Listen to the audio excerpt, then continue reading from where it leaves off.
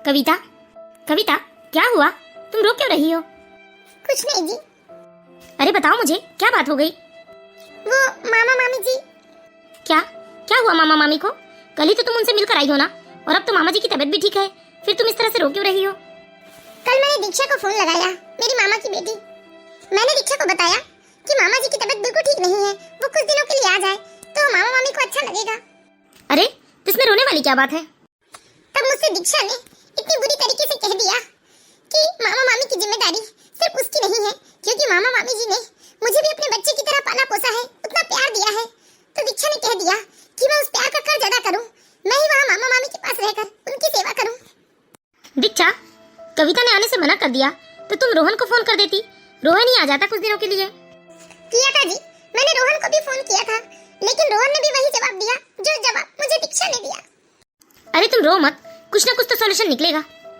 मुझे बहुत चिंता हो रही है जी। मामा मामी जी के पास इस वक्त कोई भी नहीं है, वो दोनों कैसे एक दूसरे का ध्यान रख पाते होंगे, और मामी जी कितनी अकेली हो गई होंगी। वैसे तो उनकी स्वास्थ्य पहले से ही ठीक नहीं रहता था। कल शाम को तो मैं खाना बनाकर ले गई थी और मामा मामी जी को अपने सामने से खिलाया था, लेकिन अभी ना जाने उन्होंने कुछ खाया होगा या नहीं। अच्छा एक काम करो कविता, ये रोना धोना छोड़ो, चलो हम लोग मामा मामी जी से मिलकर आ जाते हैं। अगर उन्होंने कुछ नहीं भी खाया होगा तो हम उन्हें खिला देंगे। वैसे भी ज्यादा दूर तो है नहीं उनका घर, बस 1 घंटे की बात है, 1 घंटे में हम लोग उनसे मिलकर वापस भी आ जाएंगे। हाँ जी, मेरा भी मन बहुत घबरा रहा है, उनसे मिल लूंगी तो मुझे भी अच्छा लगेगा। आपको तो मालूम ही है ना, माता पिता को तो मैंने बचपन में ही खो दिया, लेकिन मेरे मामा मामी जी ने मुझे पाल पोस कर बड़ा किया। मेरी पढ़ाई लिखाई हर चीज मेरे मामा मामी ने बिल्कुल अपने बच्चों की तरह किया है। मेरे मामा मामी ने मुझे कभी एहसास ही नहीं होने दिया कि मैं उनकी भांजी हूँ, बेटी नहीं। ये है कविता और कपिल। कविता और कपिल की शादी को 2 वर्ष हो चुके हैं। कविता के ससुराल में कविता के सास ससुर के अलावा उसकी एक दादी सास भी रहती है, और दादी सास बहुत ही तीखे मिजाज की है। वह कविता की छोटी मोटी गलतियों को नजरअंदाज नहीं करती, बल्कि एक एक तिनके का हिसाब लेती है वो कविता से। लेकिन फिर भी कविता अपने आप को बहुत ही भाग्यशाली मानती है जो सास ससुर के रूप में उसे माता पिता मिले हैं। और इधर कपिल भी बहुत ही शांत सीधा और समझदार किस्म का इंसान है जो कविता के सारे सुख दुख का ध्यान रखता है। कविता के माता पिता जब कविता 3 साल की थी तभी गुजर चुके थे। कविता के मामा मामी ने ही कविता को पाल पोस कर बड़ा किया था, और कविता की शादी भी कविता के माता पिता नहीं थे, इसलिए उसके मामा मामी ने किए। कविता के मामा मामी की एक बेटा और एक बेटी भी है। बेटी है दीक्षा और बेटा है रोहन, जिनकी शादी हो चुकी है और वो अलग अलग शहर में रहते हैं। कविता के मामा मामी की बेटा और बेटी दोनों ही कविता से बहुत जलते थे, क्योंकि उन दोनों को ऐसा लगता था कि कविता के आ जाने से उन लोगों के माता पिता का प्यार बढ़ चुका है। कविता के मामा जी को पैरालाइसिस हुआ था, जिसके बाद से वह अक्सर बीमार रहने लगे थे। दीक्षा और रोहन को जितना अपने माता पिता की चिंता नहीं थी, उतनी चिंता कविता को हमेशा लगी रहती थी। इसीलिए आजकल कविता का मन ससुराल में नहीं लगता था। वह हमेशा खोई खोई सी रहती थी, उदास सी रहती थी, और उसकी उदासी उसकी सास और पति से देखी नहीं जाती थी। खैर कपिल जब अपनी दुकान से आता है तो वह देखता है कि कविता तो बहुत ही दुखी बैठी हुई है, तो कपिल कविता को उसके मामा मामी के घर ले जाने लगता है। कपिल, इस वक्त तुम बहू को कहाँ लेकर जा रहे हो? अरे दिया बत्ती के समय में ये कहाँ जा रही है घर से बाहर? वो दादी माँ, मामा जी की तबीयत ठीक नहीं है ना, तो उनकी तबीयत को लेकर कविता बहुत परेशान हो रही थी, दुखी हो रही थी, तो मैंने सोचा कि 10 किलोमीटर की तो बात है, मैं कविता को उसके मामा मामी से मिला ले आता हूँ। अरे ये भी गजब करते हो तुम। अरे 10 किलोमीटर है तो क्या दूरी नहीं है? और मैं तो कहती हूँ चाहे 10 किलोमीटर हो या 10 मीटर हो, ऐसी बहू बेटियों को शाम को दिया बत्ती के समय घर द्वार छोड़कर बाहर नहीं निकलना चाहिए, बहुत अपशगुन होता है ये। और वैसे भी जिस घर की बहुएं शाम को दिया बत्ती के समय घर छोड़ घर की दहलीज पार करती है, तो ऐसे घर में बरकत नहीं रहती, और फिर ऐसे घर से हमेशा माता लक्ष्मी रुष्ट रहती है, और फिर ऐसे घर में माता लक्ष्मी की बहन दरिद्रता की देवी आलक्ष्मी का वास हो जाता है। लेकिन दादी माँ, उसकी मामा की तबीयत बहुत खराब है। अरे ये क्या बात हुई? ये कोई डॉक्टर है क्या जो वहाँ जाके अपने मामा की तबीयत ठीक कर देगी? और वैसे भी ये कल ही तो मिलकर आई है ना उनसे। लेकिन दादी माँ, कपिल तेरे बाप की हिम्मत नहीं है मेरे सामने चूचेपड़ करने की, और तू मुझसे प्रश्न पे प्रश्न किया जा रहा है। चुपचाप बहुरिया को लेकर कमरे में जा, समझा ना? कपिल अंदर जाओ बेटा, कविता को लेकर। अपनी दादी माँ की कोई बात मत काटो। ठीक है माँ। और तुम भी सुन लो रमेश की दुल्हनिया, अपनी बहू को जरा मुट्ठी में रखना सीख लो।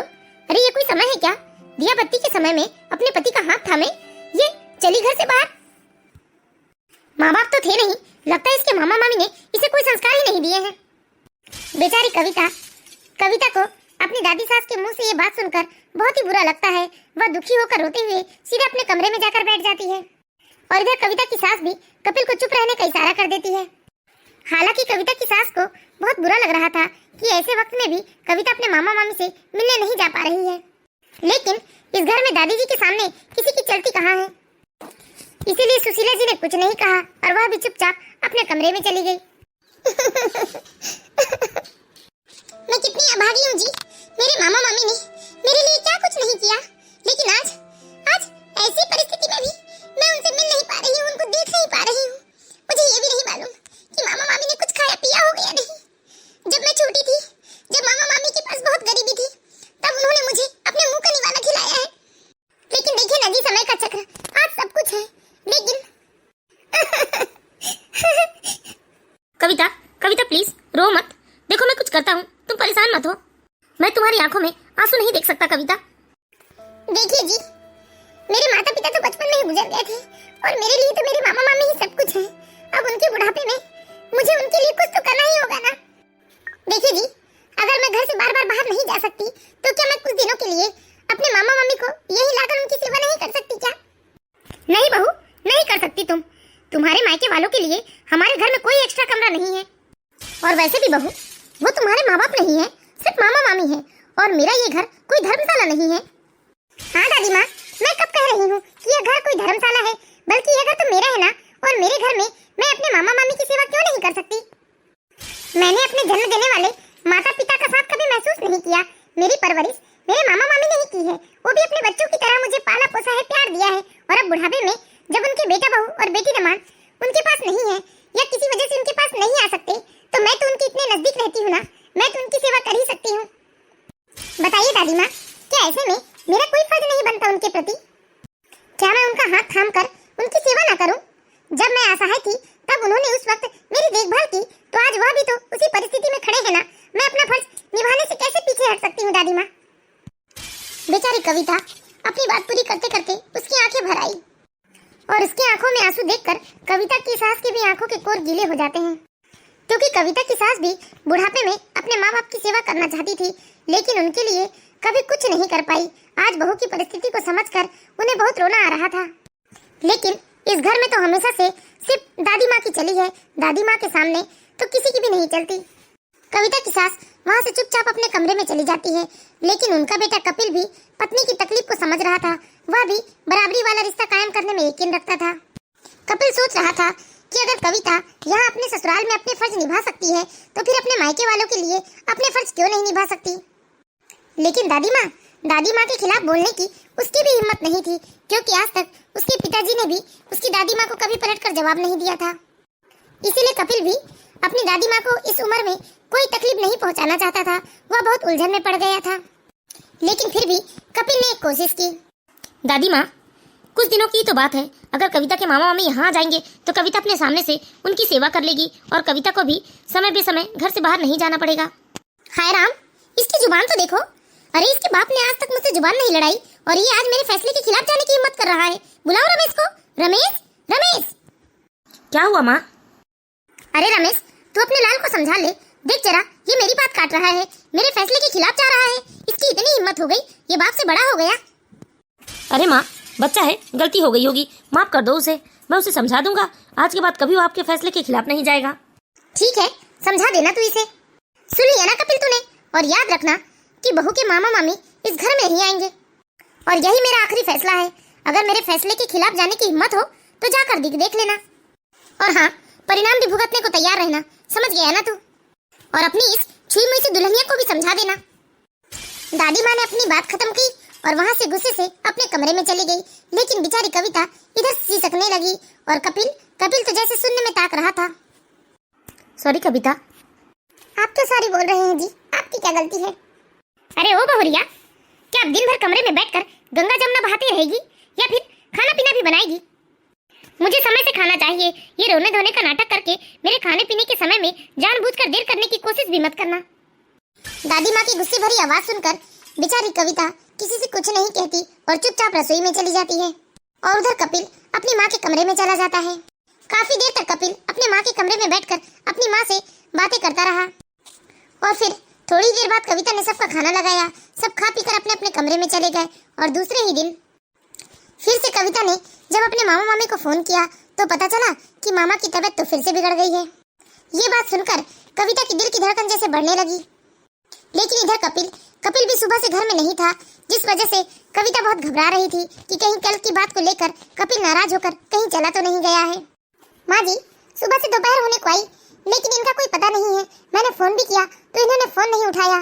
क्या आपसे इनकी कोई बात हुई थी? नहीं बहू, मेरी तो कोई बात नहीं हुई है। माँ जी, मेरे मामा जी की तबीयत फिर से खराब हो गई है। हाँ बहू, मैं समझ सकती हूँ कि तुझ पर क्या बीतती होगी, लेकिन मैं कर भी क्या सकती हूँ। तुझे तो मालूम ही है इस घर में तेरी दादी सास के फैसले के अलावा कभी किसी की बात नहीं चलती है। मुझे माफ कर दे बहू, मैं चाहकर भी तेरे लिए कुछ नहीं कर सकती। कोई बात नहीं माँ जी, लेकिन अगर इनसे बात हो तो मुझे बताइएगा। मुझे बहुत डर लग रहा है कि कहीं कल की बात से नाराज होकर ये गुस्से में कहीं चले तो नहीं गए। नहीं बहू, मेरा कपिल इतना कमजोर नहीं है जो ऐसी छोटी मोटी बातों को लेकर इतना परेशान हो जाए। तुम चिंता मत करो, वो आ जाएगा। ठीक है माँ जी। हे भगवान, ऐसा क्या हुआ होगा? ये ऐसी इस तरह से कभी बिना बताए नहीं जाते थे, लेकिन आज बेचारी कविता, एक तो दिमागी तनाव से उसका सिर फटा जा रहा था और ऊपर से कपिल इस तरह से बिना बताए कहीं चला गया था, जिसकी वजह से कविता और ज्यादा परेशान हो रही थी। बेचारी कविता अपने आप को बहुत ही लाचार व मजबूर महसूस कर रही थी। वह चाहकर भी कुछ नहीं कर पा रही थी। तभी डोरबेल बजी।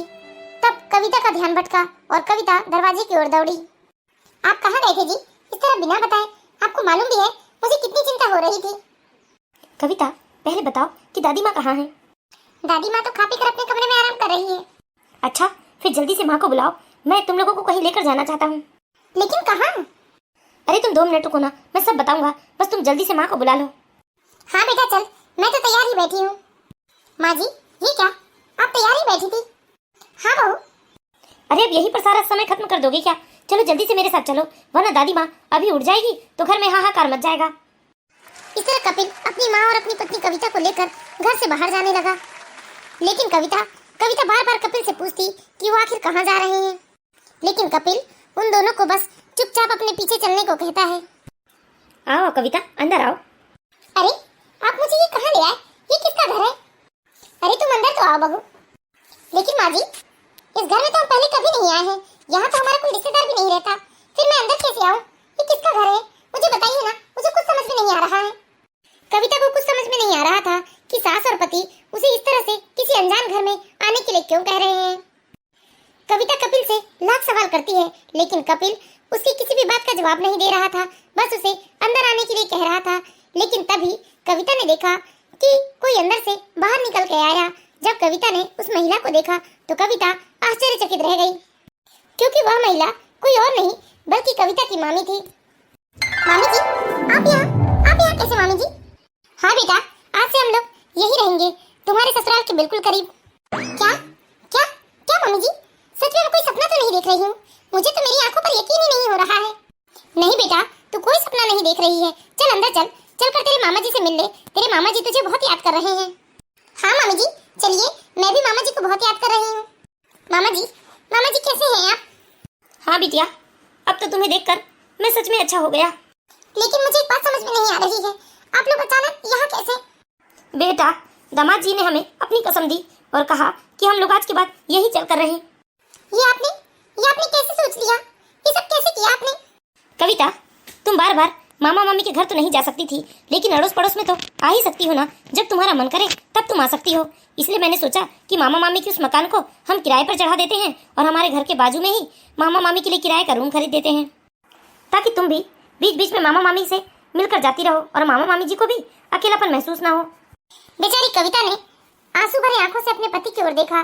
तब कपिल ने मुस्कुराते हुए कविता से कहा, कविता, अब से तुम अपने मामा मामी के प्रति आराम से अपने सारे फर्ज निभा सकती हो। तुम रोज यहाँ आ सकती हो और तुम्हारे यहाँ आने से हमें कोई दिक्कत नहीं होगी।